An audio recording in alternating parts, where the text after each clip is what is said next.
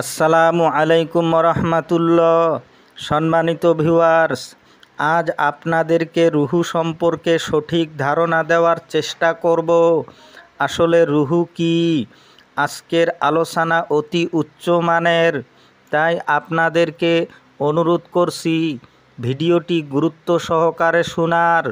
দেখুন দরদি, পবিত্র কোরআনে মহান আল্লাহ বলেছেন, হে নবী, আপনি বলুন যে রুহু কেবলমাত্র আমার আদেশ। এই রুহু শব্দটি আরবি, বাংলা এর অর্থ হচ্ছে চৈতন্য, নূর, প্রজ্ঞা, জ্ঞান, কোরআন অথবা পরমাত্মা। রুহু কখনো জন্মায় না, রুহু জন্ম মৃত্যুর ঊর্ধ্বে। এক কথায়, রুহু কখনো জন্ম হয় নাই, হবে না, সর্বদাই আছে, থাকবে। টোটাল জগৎ জুড়ে এই রুহের লীলা খেলা চলছে। সর্বত্রই এই চৈতন্যর বিরাজমান।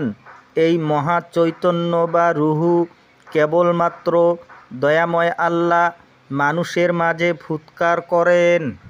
এই রুহু সর্বপ্রথম দয়াময় আল্লাহ আদমের মাঝে ফুৎকার করেন পরিপূর্ণভাবে। দেখুন দরদি, আদম আলাইহিসসালামের আগে এ পৃথিবীতে অনেক মানুষ বসবাস করেছিল। এটা পবিত্র কোরআন ও বিজ্ঞান প্রমাণ। কিন্তু তাদের মাঝে চৈতন্য অথবা রুহু ছিল না। সর্বপ্রথম যাকে রুহু অথবা চৈতন্য দান করলেন তিনি হলেন আদম আলাইহিসসালাম। তাই আদম আলাইহিসসালাম আর সাধারণ মানুষ হচ্ছে রাত দিন তফাত।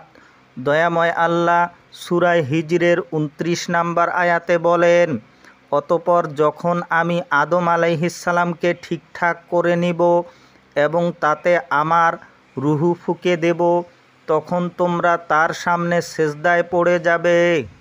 তার পরের দুটো আয়াতে আমরা দেখতে পাই যে তখন ফেরেশতাগণ সবাই সেজদা করল, কিন্তু ইবলিস সেজদা করল না। এবার আপনারা একটু হিসাব মিলিয়ে দেখুন, এই ইবলিস কারা ও ফেরেশতা কারা। দেখুন, আমি প্রথমে বলে এসেছি, মানুষ আর আদম এক নয়। মানুষকে সেজদা করা অবশ্যই শিরিক। কিন্তু যে মানুষের ভিতরে প্রজ্ঞা, রুহু, কোরআন অথবা চৈতন্য আছে, তার কাছে অবশ্যই ছেড় ঝুঁকাতে হবে। তার কাছে নিজের ইচ্ছাকে, নিজের অস্তিত্বকে বিলীন করে দিতে হবে, তবে দয়াময় আল্লাহকে সেজদা করা হবে।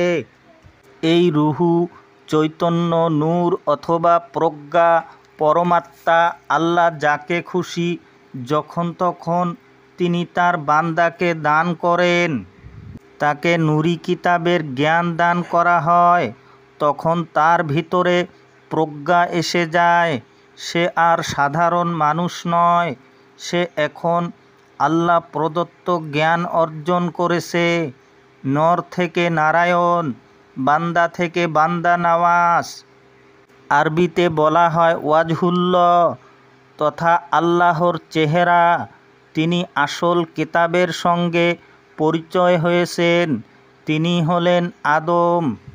তাই দয়াময় আল্লাহ বলেছেন, তোমার জীবন নামের সূর্যটি যে রাতের আধারে ঢেকে আছে, সেই রাতটাকে জাগিয়ে তোলো চৈতন্যর অথবা রুহের জ্ঞান দ্বারা।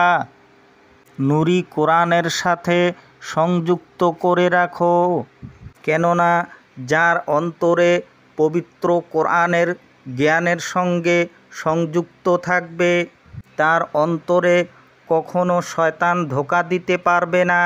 সে সর্বদাই জাগ্রত। হে দরদি, এই রুহুই হচ্ছে আল্লাহর আমানত, যা দয়াময় আল্লাহ আকাশ, পৃথিবী ও পর্বতমালার সামনে পেশ করেছিল। কিন্তু সবাই ভয়ে কাতর হয়ে বহন করতে অস্বীকার করেছে, আর মানুষ অজ্ঞানতার কারণে বহন করেছে। হে দরদি, আপনাদের যদি কোথাও বুঝতে অসুবিধা হয় তবে কমেন্ট বক্সে প্রশ্ন করুন, আমাকে হোয়াটসঅ্যাপ কলে জানাবেন। ইনশাআল্লাহ আমি আপনাদেরকে সঠিক ধারণা দেওয়ার চেষ্টা করব। হে দরদি, যদি ভিডিওটি ভালো লাগে তবে অন্যকে শেয়ার করে দিবেন। সবাই ভালো থাকুন, সুস্থ থাকুন। খোদা হাফিজ।